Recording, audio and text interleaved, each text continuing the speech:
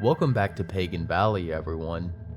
Take a trip with me this evening to a setting we have never ventured into before, our dreams. Abstract, alluring, mysterious, and short-lived, our dreams are one of the strangest parts of the experience of being alive. Why do we have them? Where do they come from? Well, tonight we are looking at a lesser-known series that I have been following for a while now that involves dreams, conspiracies, missing people, the rising dead, and a technology company whose simple ambition may not be as wholesome as they advertise. Tonight, we are analyzing Somnium Dreamviewer. Somnium began uploading in January of 2022. It must have been early March when I saw it get recommended to me through the algorithm, and I clicked on it because I liked the color palette and the font used in the thumbnail. And as it has gone on, I have been watching it regularly, working on some theories, throwing out some because of new videos with new content, and finally I think this series is in a good spot for me to make a full what the hell video analyzing it. So before we dive in, please go to the description and go watch the series for yourself for the true Somnium experience, and then come back to this video. Lots of effort was put into making this series, and it helps support another creator in the analog horror community, which is pretty niche to begin with. With all of that out of the way, let's get in our pajamas, turn off the lights, and drift softly to sleep with the Somnium Dreamviewer. Our video starts as an informational tape presented by Somnium Microtechnologies, with the copyright being in 1984, just written in Roman numerals. This introduces us to the title of the video, Product Overview and User Guide. Congratulations on your purchase of a Somnium Dreamviewer from Somnium Microtechnologies. You are about to embark on a journey of self-discovery in the most mysterious realm of all, the world of your dreams. We don't have to wait to find out the product we just purchased, as the next slide reads, the Somnium Dreamviewer scans your brain as you sleep, recording and storing data from the visual cortex. We then see an image of the device below, and I have to say it looks really time period appropriate based on the design. We learn that it has an electrode array and a control unit before we fade to black. Next, let's see how this fascinating device works. The user goes to sleep and has a dream. This is followed by a quick flash of an eye replacing the dream before the video snaps back to normal. Then the Dreamviewer records dream images from the user's visual cortex. Then in the morning, the captured images are ready to print. We then get an example of a dreamer using the device. We are introduced to Charles Crawford, who used the device on October 8, 1982. Like I have mentioned in previous analysis videos, the two most important clues to find are names and dates, and here we are given both, not to mention that this recording is in 1982, which occurred 2 years before this infotape was created by Somnium, which was in 1984. We are shown an image of Charles's dream, which looks like a long road in the middle of nowhere, followed by a statement Charles gave about it, saying,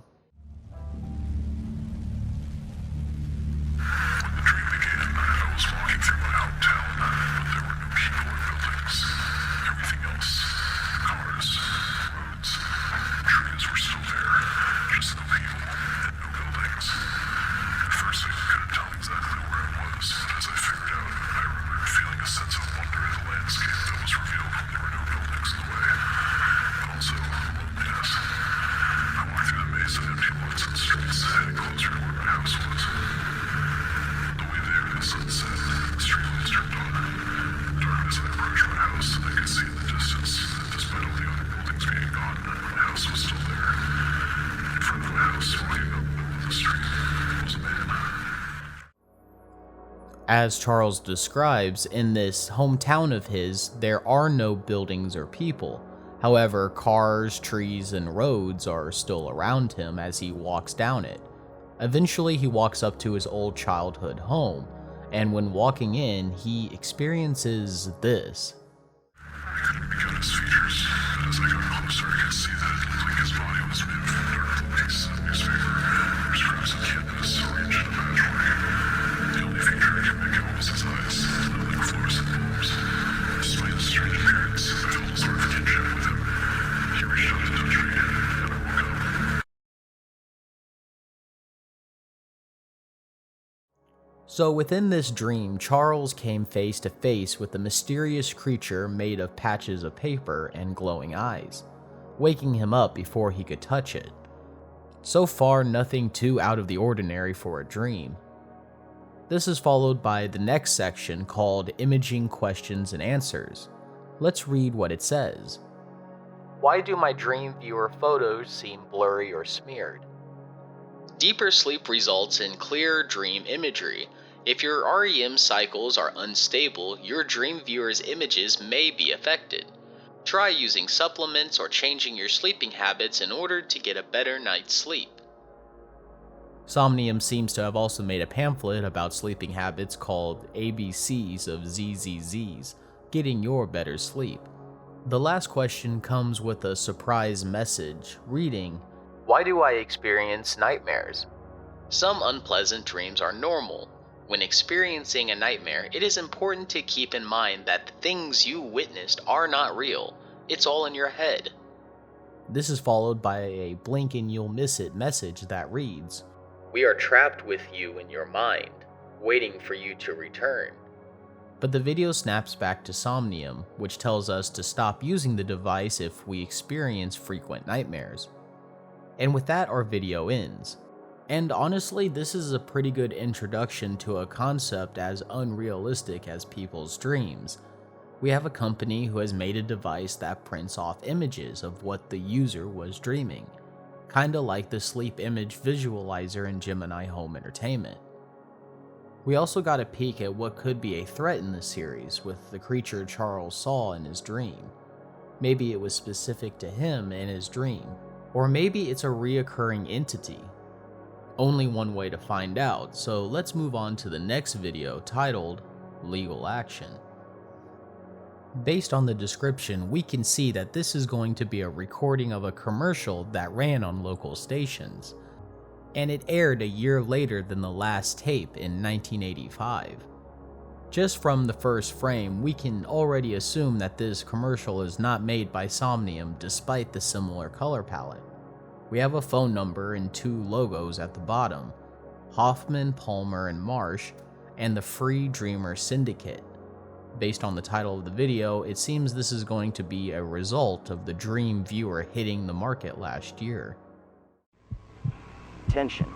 If you or a loved one was diagnosed with sleep paralysis, night terrors, waking dream hallucinations, permanent nightmare syndrome, or any nightmare-related disorder, in conjunction with use of the Somnium Dreamviewer or other Somnium Microtechnologies products, you may be entitled to financial compensation. The rise of nightmare-related disorders in this country in recent years has only worsened. Use of brain-affecting devices produced by Somnium Microtechnologies may have put you at risk of dreams resulting in fear, despair, anxiety, and panic. In rarer cases, use of these devices may also result in more serious symptoms. Don't delay. Call the number on your screen now for a free legal consultation and information packet. We know your dreams are important to you. This corruption of minds will not go unpunished. For those currently affected by these nightmares, we urge you to seek help in the form of dream suppressant medication immediately. From here, our legal action commercial seems to transition to a different commercial for a medication called Easy Dose, a maximum strength nightmare suppressant, which might be the drug the consultation video suggested people to take. Easy Dose, relief from your worst nightmares. But this ad doesn't last long as it cuts to a shot of a woman as text appears reading, "Like lost dogs they followed us home. Now the house is there. A wound open that will never be healed." All of this occurs as the woman becomes more and more disordered. And here our video ends, and while it ends, there is one more clue to look at. The phone number, something that I love in analog horror series, as it helps sell this as something happening in the real world. And this was probably the most terrifying number I have ever called. Mostly because this is not a dead number, nor is it even related to the Somnium company. Instead, it went to a real-life health line with no association with any YouTube stuff. The only reason I called the number was because I didn't read the comments first, where people have pointed this out and the creator had to step in and apologize for the mistake of using the 555 number. A similar situation happened with the video game The Last of Us, but I'll let you Google that one on your own. Just don't call this number like I did. Health lines are there for people who need them, and for anyone watching who plays ARG games, this is not a phone number to call, and we can ignore it from the series. The third video is titled Dream Locations and begins by showing us that this must be an accompanied tape that came with the Dreamviewer. And it seems Somnium is not only wanting to have people take photos of their dreams, but also tells people how to interpret them, which I feel is a little strange. For as long as man has dreamt, he has asked himself, how do our dreams relate to waking life? What can be learned from them? With this series, we'll introduce you to a dream interpretation method developed by Somnium researchers. Locations play a major role in dream interpretation. Frequently, dreams contain locations from our everyday life, but just as often we see landscapes born of pure fantasy. Part 1. Common real-world locations. In all likelihood, you spend most of your time at home, so it's no wonder you dream about it too. Current and past domiciles are an extremely common location for dreams, often with parts of them transported into stranger locales. Although the geometry may change, your home is always your home. When being shown that our homes can appear, we can connect this to our friend Chandler's dream when he found his home, but down a street with no buildings or people. We see some other common locations like the sky as if we were flying, and work caused by stress when we are awake. But the next location would be bizarre if it was common for everyone to go there. The Labyrinth. Feelings of guilt or doubt may lead you to the Labyrinth. See the others trapped with you, marching towards the infinite center, running from their past towards an uncertain future. The Labyrinth traps us all. You've been here before, and you will be here again. Following this, we get a quick edit during the transition where the name of the Labyrinth is changed to the Black Iron Prison. The next part shows us the Labyrinth overlaid on a person with text at the bottom, and this is where the video gets weird.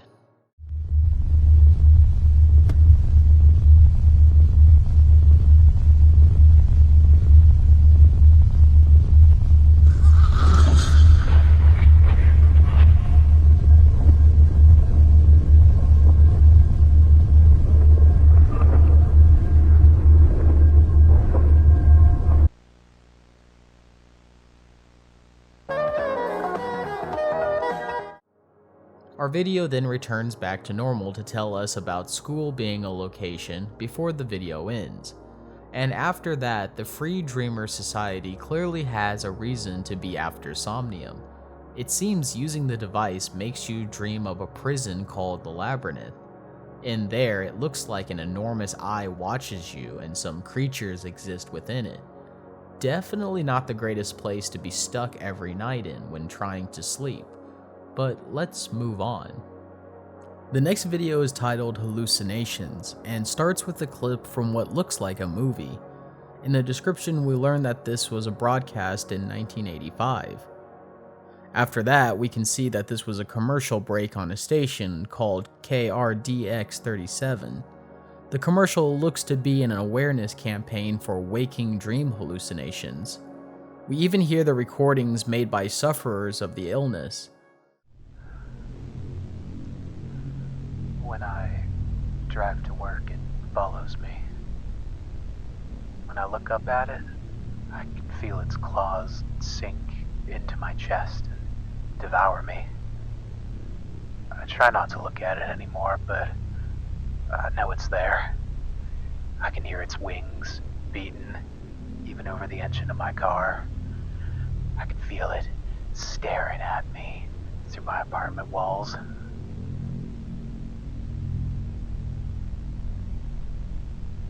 I see it every day, somewhere in the corner of my eye. At the store, I'll see it slither past the end of the aisle as I turn the corner. In the car, I'll see it in the rearview mirror, curled around my headrest. At home, I'll hear its scaly belly dragging along my roof just feet above my bed.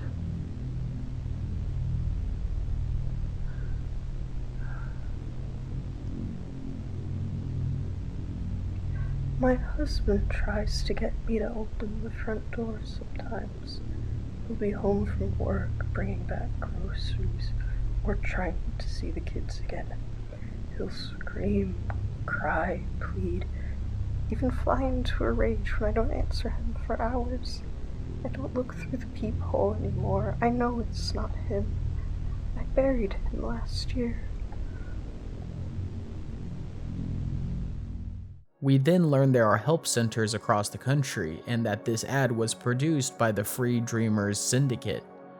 But even after the commercial ends, we get a very unsettling home recording made by one of the sufferers of WDH. Accommodations to help us manage this condition. Don't show fear. Get help today.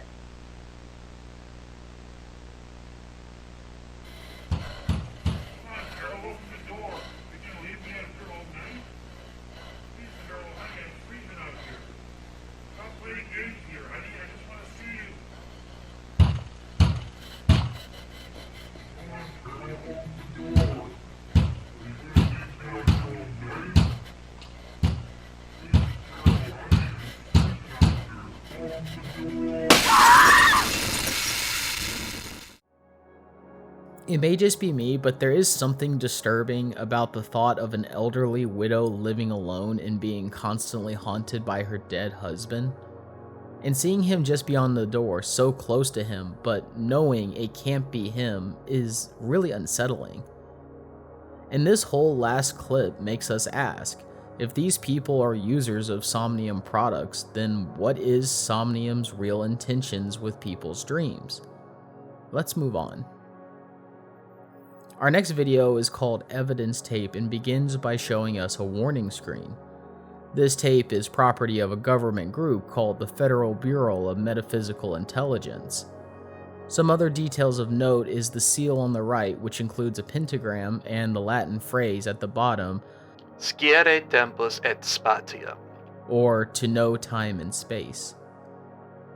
We also see that the US government has the Wake Up Act of 1986, which is 2 years after the Dreamviewer started selling. Perhaps this Wake Up Act is a result of the Free Dreamers, as the government is stepping in now. We then shift to an evidence archive screen showing us that this is case 1532, and it was obtained by the FBMI in 1986. Also, LIMDIS is the clearance for this evidence tape, which is a security term similar to a need-to-know basis. The evidence tape begins and we are introduced to a new character named Cole, talking about his experience with the Dreamviewer. This is a very long part of the video that is mostly just text with Cole's voice narrating. If you haven't already, I suggest you watch it yourself, but I'm going to summarize the important parts. Basically, Cole was a night owl in college and decided to buy the Somnium Dreamviewer. After using it a few times, he found that he was constantly being followed by a black door that kept appearing in his dreams. At one point, he meets an old man who says that Cole would be able to go through that door. In another dream, Cole is chased by a group of people called the Children of Minos until he escapes by going through the black door. Doing so makes him fall for what feels like weeks until he wakes up on the floor of his apartment. Traumatized, Cole keeps himself awake for days until he starts seeing the door again, but now while awake. Where the tape ends is when Cole says he has to go through the door one more time because he feels like it will go away finally. After his story, the evidence tape gives us some notes saying that he went missing on the same night, that the voice recording was found in his apartment by the police, who then gave it to the FBMI, and that he is currently still missing.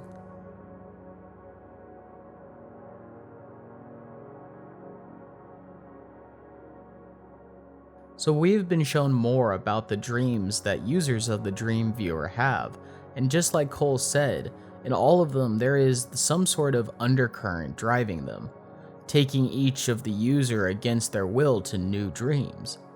And in the case of Carol and Cole, the dreams are bleeding into reality, either causing serious hallucinations or maybe something more real.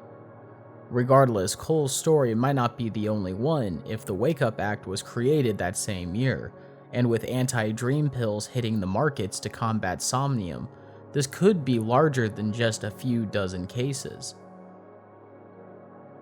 Also, I want to mention that we can see similarities between Cole's dreams and the locations Somnium told us we can experience, like the Black Iron Prison and the Black Door. Both seem to be sentient in a 2001 Space Odyssey sense.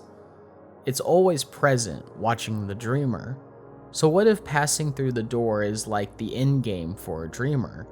Empty abyss, outside time, where a dreamer forgets they're dreaming. But the old man in Cole's dream mentioned that he was stuck here, but Cole could somehow escape the dream, so maybe the Black Door is an exit. It's really bizarre, but let's continue on. The next video is short, entitled Interlude. In it, we walk around what looks like the Labyrinth mentioned before, which is followed by a code at the end. It's a little difficult through the static, but decoded it reads Somnium Microtechnologies, Robert Fowler, Samantha Ingram, Afansia Vlasova, Afansia Vlasova, and Mariella Estrada. The next video is titled Orientation, which is hopefully a guide to the Somnium Company and what their goals as a company are. We started Chapter 1, Who is Somnium? The video explains at first what we already know, that Somnium is wanting to develop ways for regular people to better understand their dreams. Then it introduces us to something new, the founders of the company. Take a look. Somnium Microtechnologies, incorporated in 1981, is poised to take the world by storm. But who is behind these amazing advances? The brains behind Somnium Microtechnologies are the neuroscience whiz kids of Five Labs. Five Labs was founded in 1975, named for its four founders. These four individuals started Five Labs to pursue their dreams of studying dreams. With government funding from the FBMI, Five Labs was able to make significant breakthroughs in dream imaging. So those names during the interlude were four of the five founders of Five Labs. Eerily, the video distorts who the fifth founder was. Also, we learned that Five Labs was funded by the FBMI when they were researching, which led to Somnium and the cases that we have later seen. Based on what we have been shown, I don't think the FBMI knew what Five Labs were trying to develop, instead kinda playing cleanup in 1986 like we saw. The next chapter is called Working at Somnium, and we are told that the employees are well compensated and given psychological evaluations regularly for the company. We are then told the four principles of safety. Always keep the lights on. The research campus closes at 9 p.m. That means all employees must be out of the building by 9:30. No exceptions. If you need to stay behind for any reason, you must alert your supervisor and FSO. Stay with a buddy. Don't wander around the office alone. If you need to access something in an unoccupied part of the office, bring a coworker along. If you're asked to accompany a coworker, make it a priority. Safety is number one. Report everything to your FSO. If you see anything strange, immediately contact your floor safety officer. No matter how benign it seems, your FSO will let you know whether evacuation is necessary.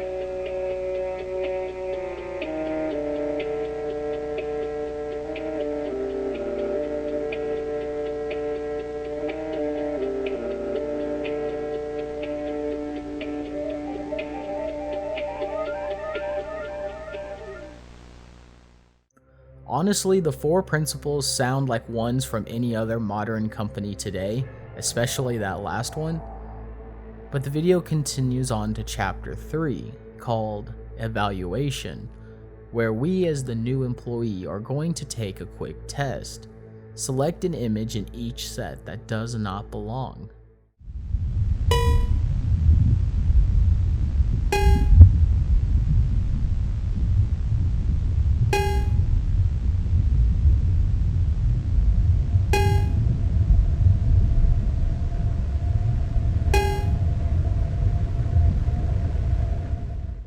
So the first one is pretty easy. There was a snake that doesn't belong with the set of crabs, but I don't know if you caught it, but in between 2 of the images, there is this thing in the black background.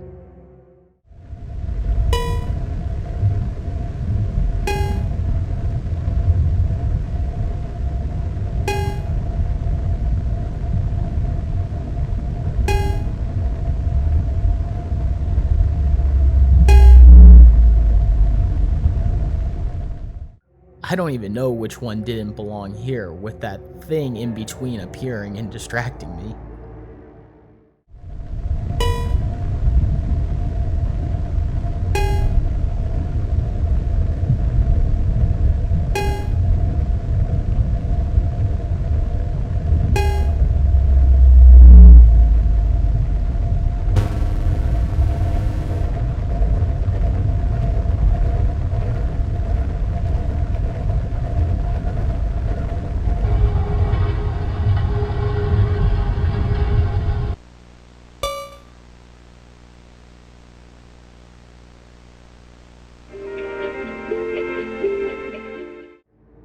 So what were we shown in that last set?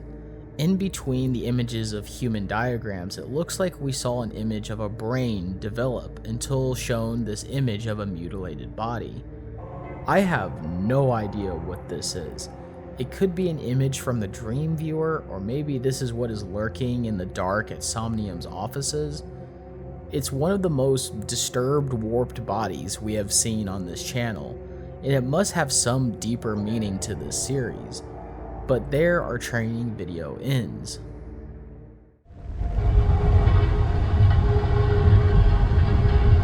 Our next video is titled Nez Navka, and begins by showing us that we are at the New Farabilt Historical Society, showing us an archived tape titled Nez Navka. In 1876, architect Jean-Pierre Alboset was commissioned to design a prison to be built on the coast near the city of New Farabilt. As he did for many such projects, Alboset traveled to the site to survey the land, and spent the night camping under the stars to connect himself to the site. It is said that that night he had a dream of sprawling, spiraling corridors of waves crashing at the feet of half-submerged statues, intertwined rooms of iron and stone. When he awoke, he set to designing the prison that would be named.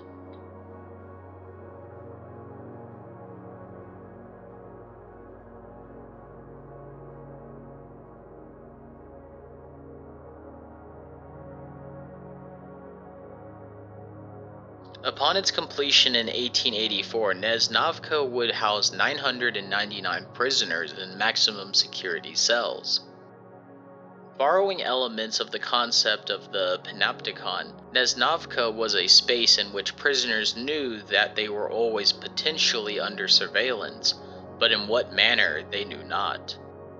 It was a space outside of life. Nowhere in that place was there a mirror to see your reflection, to remind you of your own humanity, nor did the lights seem to cast any shadows. We were like ghosts in there. I would finish my shifts and go home unable to remember what I had done. I did not want to remember. Within the prison it felt crushing, like a weight of iron pressing upon my body. I often forgot if I was a guard or prisoner. My perceptions became as spiraling and warped as those wretched corridors. The prison was the same size as the world, or rather, it was the world. Our schedules would shift and change, like time itself was being rearranged. The stone walls of that place should have stood for order and pattern, but they became symbols of chaos. It was like being in a dream. All men were lost in that place. Albuset himself would refuse to comment on the design and lived alone in self-imposed exile in a small house in Chicago. Albuset died on November 23, 1890. That same night, Nez Navka burned to the ground in a mysterious fire, killing every prisoner and staff member inside. Later analysis of documents relating to the prison would reveal a lack of a kitchen among several other notable absent pieces of infrastructure. The site would be later removed from historical records and redeveloped. Near the end of the historical tape, we see a chat box come up with two people named Arnold and Beth discussing the legitimacy of the prison's existence. Arnold believes it all to be a fictional story, while Beth is not so sure. But oddly, Arnold mentions that he doubts the prison would have anything to do with the situation going on, which based on the prison's descriptions, he's probably talking about the Somnium Dreamviewer and the Labyrinth the dreamers enter. Also, Beth is in a huge old building that might actually be the original prison, making the whole burn down thing just a cover-up.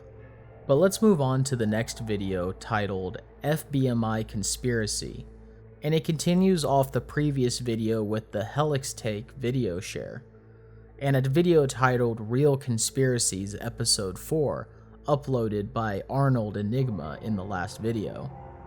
After downloading it, Arnold's video is titled The Death of Leonard Lang.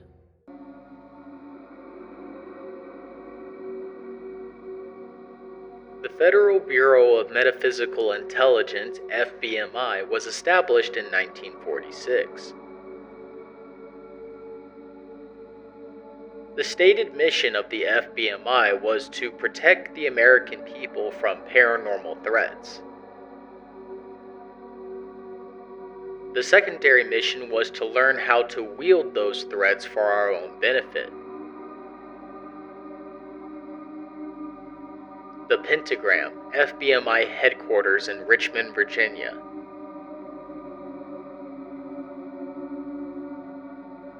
The FBMI had maintained an interest in the study of dreams since the 60s. In 1975, the FBMI entered a contract with 5 labs, 4 researchers who were at the forefront of dream research. Soon after their contract was completed in 1980, the researchers formed a corporation to continue their work.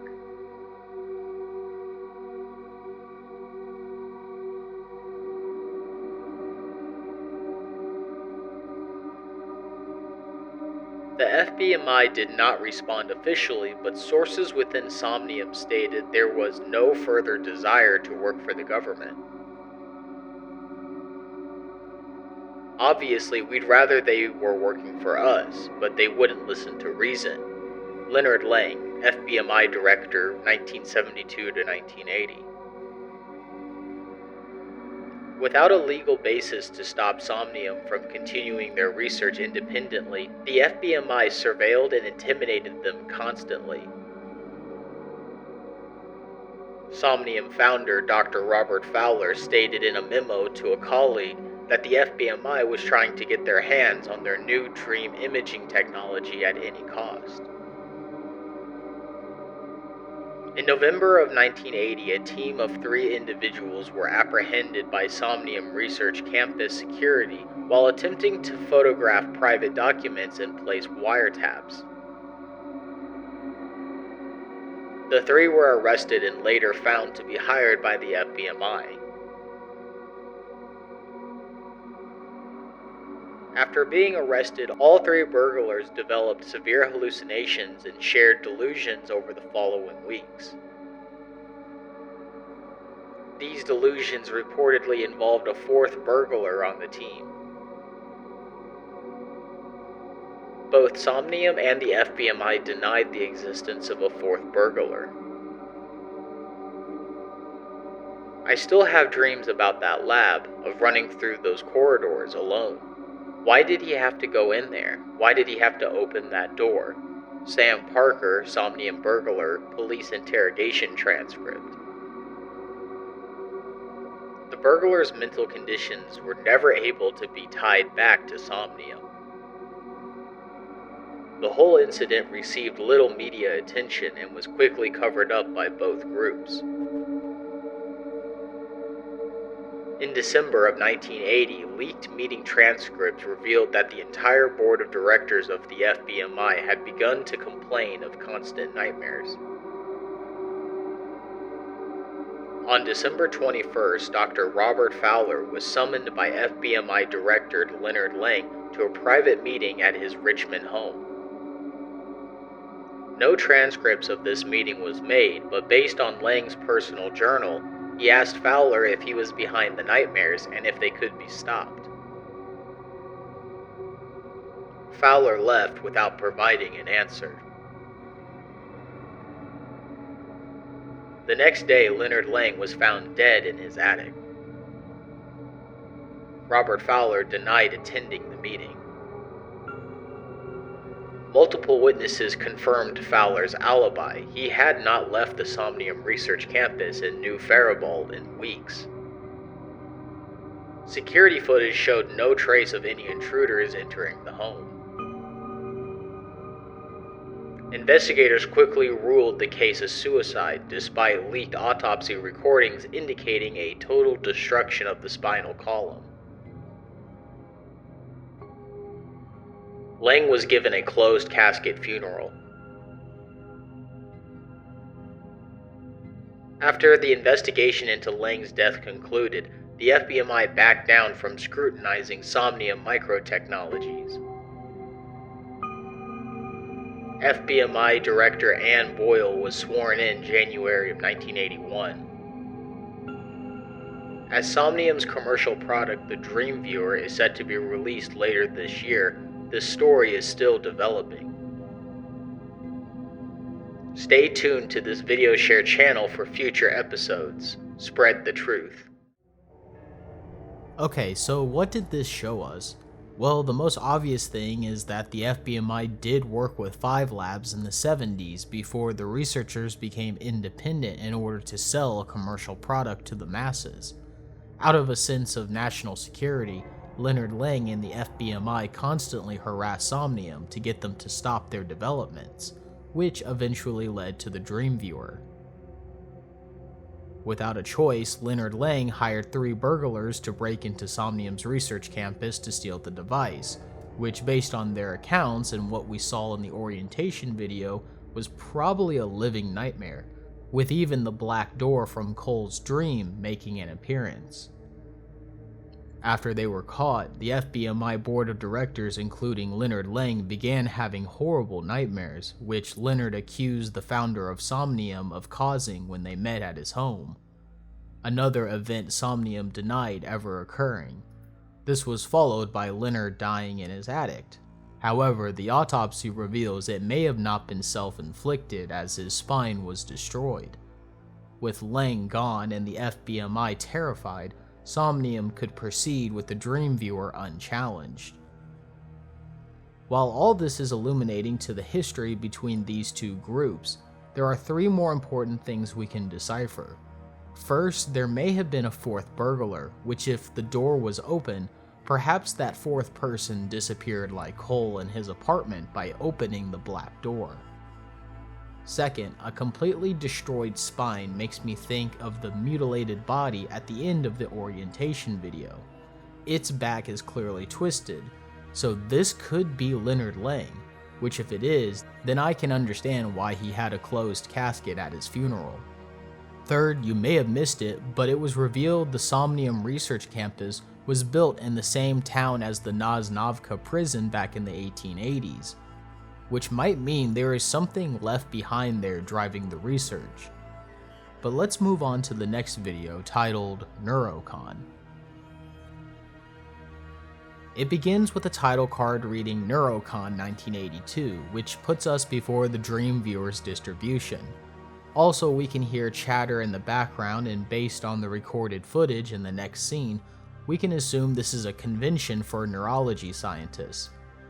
We get more footage of attendees at the center before the video cuts to a presentation at the convention. Talks with Dr. Robert Fowler about non-invasive practical dream imaging. So let's see what the founder of Somnium has to tell us about their research. Significant activity is observed throughout neural structures during dreams. Visual imagery is generated through the same mechanisms that form images in waking perception. Our research has mapped these pathways through various techniques, including waking perception comparison, neural impulse backscatter mapping, and the Lopez-Wagner optical inventory. These breakthroughs are undoubtedly quite significant and form the backbone of our dream imaging technique, but this is barely scratching the surface of what we hope to achieve. Our currently available technology, EEG monitoring, magnetic resonance imaging, is too slow and imprecise to accurately measure the neural signals that we need to access. Our medical technology research team, Mrs. Ingram and her husband, are making tremendous strides in neural imaging that let us view with great accuracy and non-invasively not only cerebral blood flow, but neural voltage across many areas of the brain. This technology is behind the newest iteration of our scanning hardware. Merely viewing dreams is all well and good. What we're trying to achieve is real, actual understanding of where dreams come from. That is our next step. The unconscious leads through dreams to perception, which leads to the conscious. We plan to follow this river upstream, into dreams, into memories, into whatever mysteries await us there.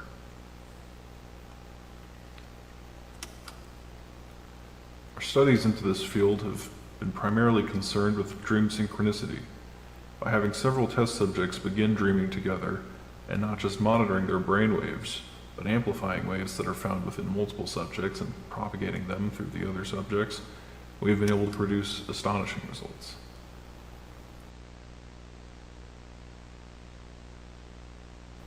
Building off of these tests, we've shown that amplifying certain neural wave vectors allows for on-demand recreation of specific dreams.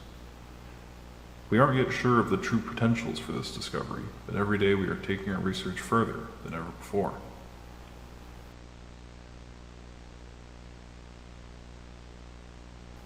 As we continue upstream, where this river will take us, we do not know. But the current we are pushing against is one that we humans have pushed against for our entire existence. I know some detractors of our work have said that this pursuit is misguided, and there are some things that man was not meant to know. But is it not in the nature of man to follow his dreams?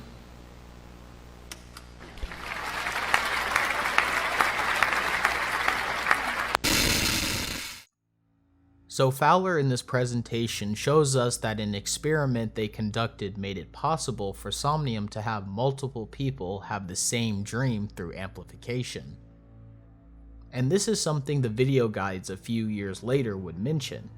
The Dreamviewer might be altering people's dreams and putting them all into the same scenarios within the Labyrinth, the Black Prison, and maybe even the Black Door. After all, they are getting help from some unknown figure, and 2 years might be enough time for them to refine this experiment.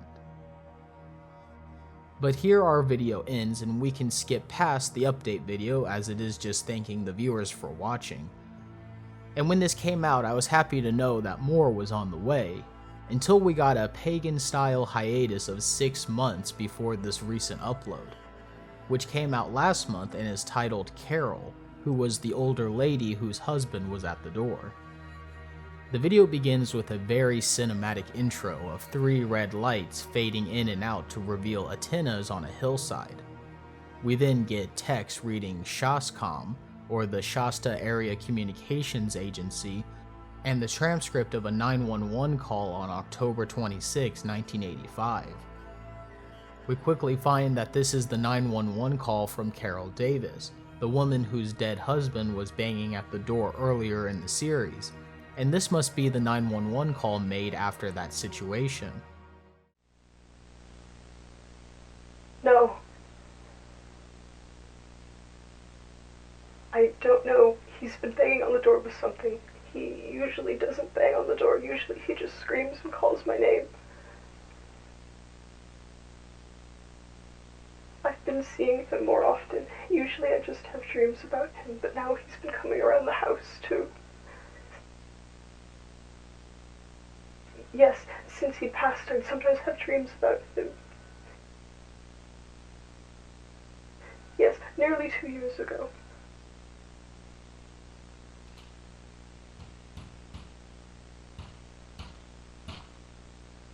Yes.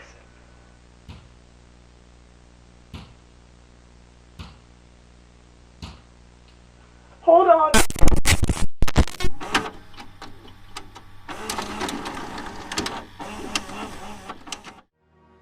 Our video then cuts to a decrypted recording from a call saver phone archive where Arnold and Lori Davis's conversation is recorded.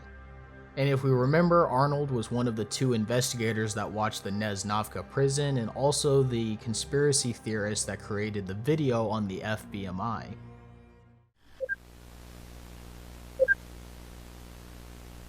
Hey. Hey. So, how's she doing? Do you need me to drive down there? I can take some time off work. No, I think it'll be okay. She's doing fine. She's freaked out, but I got to talk to her, and she seemed okay last I got to see her. The hospital said that they're going to take her down to San Jose. They think her hallucinations are part of that WDH thing that's been going around. Oh, jeez. I mean, she's been talking about seeing Ray around ever since he died, and it's been, what, 2 years now? Isn't that not just, I don't know, dementia at that point? The officer told me that they needed to quarantine her, and if she doesn't display any symptoms after 2 weeks, they'll release her and she can come back. And it's all, paid for, so it'll at least give her some time away so I can clean up the house and get the door replaced. Yeah, okay, so what happened with the door exactly? Someone tried to break in through the front door, and a neighbor across the street heard the window break and called the cops? Yeah, that's what they told me. And then she told the police that it was Ray trying to break in, and I had to tell the officer that he was dead, and then as soon as she started telling the police that she'd been seeing him and having dreams about him, they got real weird about everything and started talking about sending her to the quarantine center. Look, I'm just gonna say it, I don't buy this whole quarantine thing. Have you ever heard of anyone coming out of one of those things? They're being real quiet about what goes on in there. If you think I believe for a second those smiling faces in those commercials... Okay, what is it, Arnie? A government conspiracy? Again?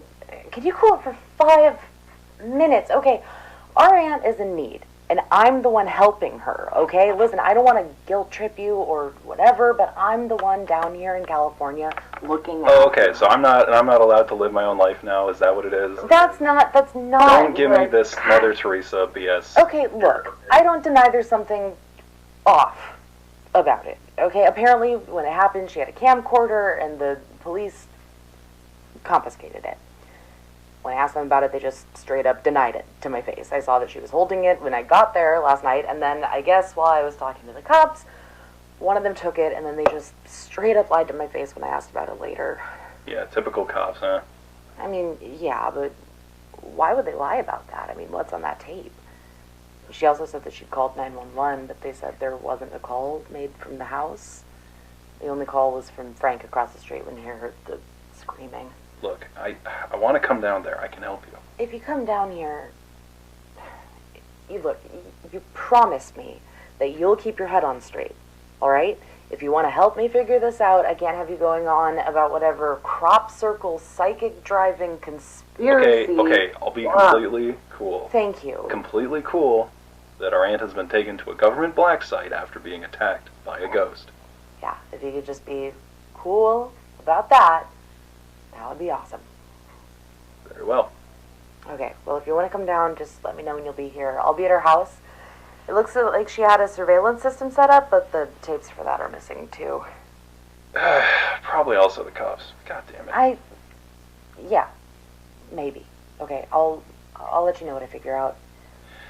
Okay. Stay safe. Bye. Bye. Alright, so this conversation gave us a lot of insight into the world of this story.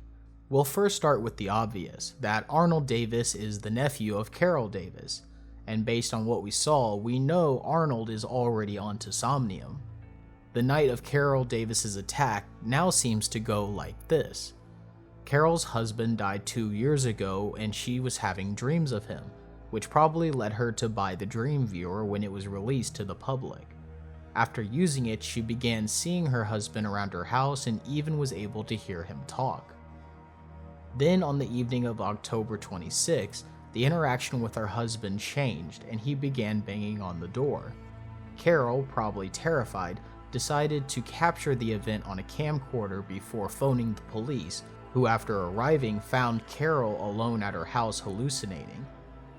However, before her niece Lori Davis was contacted, the police realized the event Carol was describing was related to the Dreamviewer, and so they quickly changed the story for the public. That Carol didn't call 911, it was the neighbor Frank across the street. Once Lori arrived to Carol's house, she noticed her aunt holding a camcorder, which was also immediately confiscated by the police. After this event, we can assume Carol is not the first victim of these hallucinations recently, as Lori and Arnold mentioned commercials warning people about the waking dream hallucination disorder spreading around the country. A disorder we saw a PSA ad for in an earlier video, which was made by the Free Dream Syndicate. Apparently, the way the government is handling this national incident is by taking these people to these treatment centers advertised in the PSA. Lori, believing there was nothing wrong with this, then asked police for the camcorder she saw her aunt with at her house, only for the police to gaslight her by saying there was no tape. And when Carol says she called 911, the police say she didn't and it was her neighbor instead. Needing help fixing up her aunt's house, Lori reaches out to her brother Arnold, who mentions that the whole interaction with the police is fishy, and that people who go to the WDH treatment centers never get back out. After promising not to act like a conspiracy nutcase in California, our video ends with him agreeing to go meet Lori. So connecting this to Somnium, in Arnold's conspiracy video, he theorized that the government was covering up for Somnium after the death of Leonard Lang, which based on how the police took care of Carol and hid the camcorder, he might be right. Also, when we first looked at the waking dream hallucination PSA, I kinda steered towards the idea that this was a group taking on Somnium in order to keep people from suffering like Carol. But after seeing what the police do to someone with WDH, it seems the government centers are nothing more than exactly what Arnold called them. Okay, I'll be completely cool. Thank you. Completely cool that our aunt has been taken to a government black site after being attacked by a ghost. Yeah. Black sites, secret, hidden centers to contain and keep infected people away from everyone else. And when I say black site, hopefully you're seeing some strings connect across these videos. The creator of the series is a very intelligent writer, and every word was written in these videos with intent. So what do I mean? We have the black door, the black prison, black sites. All are described with the same word, however, they are all wildly different in the series. And this will be the core to my theory of what is happening in all of these videos. I believe the Labyrinth, also known as the Black Prison, are these treatment centers set up around the country. However, from the point of view of someone continuously hallucinating because of the Dreamviewer, they see these black sites as something outside of reality. And you may say, but everyone dreams different things. But remember what Dr. Fowler presented at NeuroCon. Our studies into this field have been primarily concerned with dream synchronicity, by having several test subjects begin dreaming together, and not just monitoring their brain waves, but amplifying waves that are found within multiple subjects and propagating them through the other subjects. We've been able to produce astonishing results. They could get a group of people to all dream relatively the same thing. And if they have equipped the Dreamviewer with this ability, then everyone with WDH could be experiencing the same thing when they are taken to the centers. The prison where they can't escape and are constantly watched by monsters around them. When the reality is they are being held there and it's just government doctors watching them. That's the majority of cases of people using the Dreamviewer. But then there is Cole. This part of the story has tripped me up for most of this research and analysis, and I'm still not completely sure of what his story is supposed to be. But I think it's this. Cole is not like any other person when he first started using the Dreamviewer. He explicitly mentions that he has vivid dreams and he's trying to master lucid dreaming, which is not a common ability and normally is a trait related to overactive imaginations, but it can be learned by people who practice with meditation and patience. And also, fun fact about myself, I also lucid dream, quite frequently actually. So I can assure you that it isn't something that just happens. It does take lots of practice and research into meditation to learn it. But lucid dreaming is the key to breaking the Dreamviewer. It has a program that is trying to make someone connect their dreams to everyone else using it. However, what if someone can be conscious during their dreams?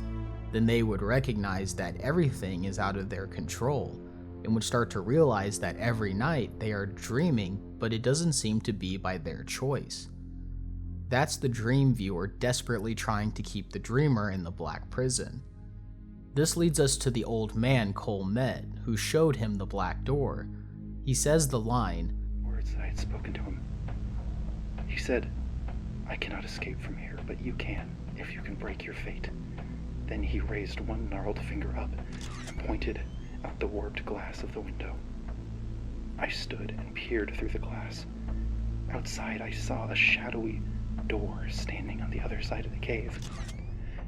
This old man might be another dreamer somewhere using the same device, and Cole and him are sharing the same dream. Perhaps the old man is even a lucid dreamer, but is too weak to try and break out, which is why he shows Cole the black door, telling him you can escape the Dreamviewer's program through the black door, breaking Cole's fate to be trapped in the dream prison Somnium has set up. And this leads us to the dream Cole has where he is being chased through homes by an army called the Children of Minos. Being a Greek mythology nerd, this kinda made me go, oh, I kinda see where this is going. You see, Minos was a son of Zeus and became the king of Crete. He's honestly a pretty fucked in the head character, which is saying a lot for Greek mythology. So buckle up, buckaroo, because there is no way this connection will make sense without context. Long story short, Minos' wife is bang bust by a bull sent by Poseidon and then gave birth to the Minotaur, which was kind of the fault of Minos' architect, Daedalus, who Minos orders to build a prison to hold his monster of a bastard son. Daedalus then builds the Labyrinth, a complicated maze to keep the Minotaur always lost within. No one knew how to solve it, not even Minos, who then realized that Daedalus did know how since he built it, and immediately imprisoned him in order to bury the only chance for the Minotaur to escape. And for good measure, Minos also imprisoned Daedalus' son Icarus as well. With the Minotaur locked away, Minos then forces Athens, who he just conquered in a war, to give up 7 boys and 7 girls to him every 9 years, to throw them into the Labyrinth for the Minotaur. Depending on the source, Minos might have taken pleasure in watching his Minotaur slaughter children, but I don't know about that one.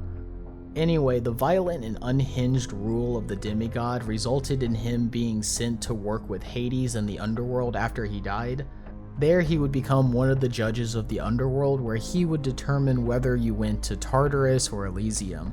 So with that context, we can kinda assume this secret 5th person might be Minos, since the Christian canon turned Minos into a demon under Satan.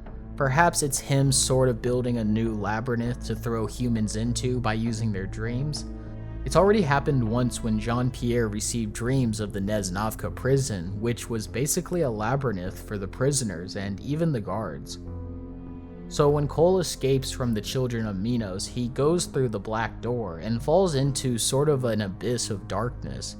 I think this is his consciousness escaping the Dreamviewer, and since he is outside the programmed dream boundaries, he is conscious while being asleep, but with no dreams. and a lack of sound, sight, and touch make it virtually impossible to tell time, which made it feel like he fell for days. To wrap up Cole's story, I think he did see the black door while awake because of his waking dream hallucinations, but I don't think he walked through it. We know the FBMI didn't find Cole after this, but I think Somnium did. I am betting that they have a trigger in the program that sets off an alert if someone can break out of the program. Then agents can go and pick them up before the FBMI can figure out the design flaw. Somnium is on the move to build a new prison, but as time passes, will more people begin to witness the Black Door, or will Fowler, the scientist, and their mysterious fifth helper put a stop to anyone trying to escape their dreams? It's hard to tell where this is going next. On one side, I would really like to follow Arnold more on his investigation into Somnium, and on the other side, I kinda want to see more commercials for Somnium showing how much influence they have in pop culture.